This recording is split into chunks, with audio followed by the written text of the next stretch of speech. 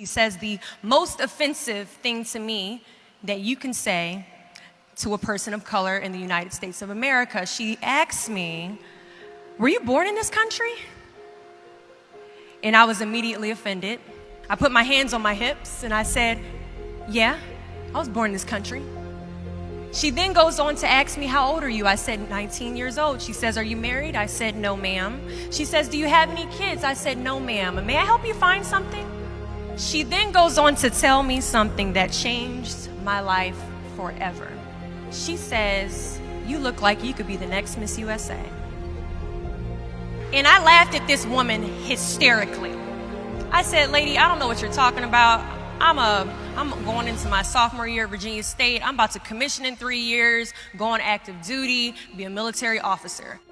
Somehow, this crazy woman convinced me to meet her at Starbucks the very next day. She brought this foot-tall stack of pageant books, and she goes on to convince me to compete in my very first pageant. I compete in my first pageant 3 months later, and I lose. I go back the second year, compete in my state pageant, and I lose. I go back the third year, compete in my state pageant, and I lose. Go back the fourth year, compete in my state pageant and lose. Go back the fifth year, compete in my state pageant and lose. But guess what happens the sixth year? I lose.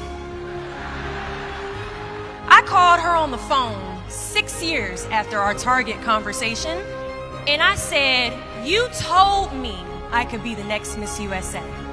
And she says, "Deshauna, keep trying, keep trying, keep trying." In June of 2015, this amazing, kind of cuckoo woman passes away from leukemia. In December 2015, I win Miss District of Columbia, USA.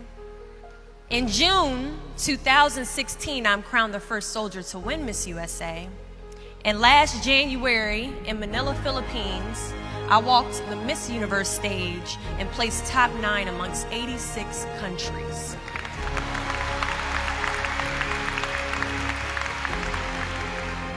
Do not fear failure, but please be terrified of regret. When you walk out this door into the real world, you will receive a lot of shut doors, a lot of turned down applications. You will hear way more no's than you hear yeses. Giving up is something I did a lot of growing up, and I don't think I really challenged myself to stick anything through until I joined the track team in middle school. I remember having to ask my mom after tryouts and making it to the team for my very first pair of track shoes. Now, at the time, she walks into our house and she has a bag that has a nice Nike check sign on it. So I get excited because I wasn't getting new shoes very often. I go to take the shoe box out the bag and I notice that it says a size 9 on it. Mind you, in the 7th grade, I was a size 5. I open the box and I slide my feet into the shoe and I look at my mother and I said, "These shoes are too big." She says, "I know, I did that on purpose." I was like, "Why would you buy shoes that are too big on purpose, Mom?" And she says, "Because I know that you're going to grow into them." Coach has us line up on the starting line and he wants us to run a lap around the track. As we go to take off, I immediately fall to the ground, twist my ankle because the shoes are entirely too big. See, I couldn't run at the speed that I wanted to because I didn't fit the shoes I was wearing at the time.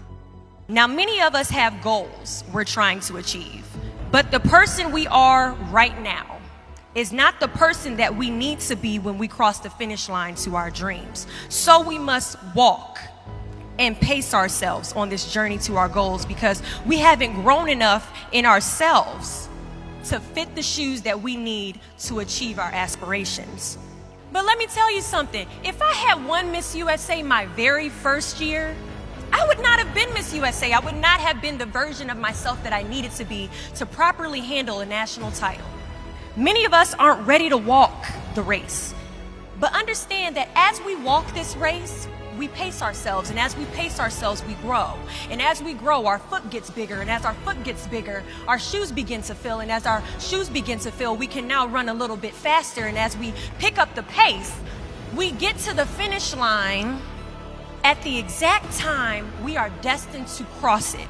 Do not fear the word no, but be afraid of the possibility of a yes that you have prematurely destroyed because you decided to quit before the clock strikes 12.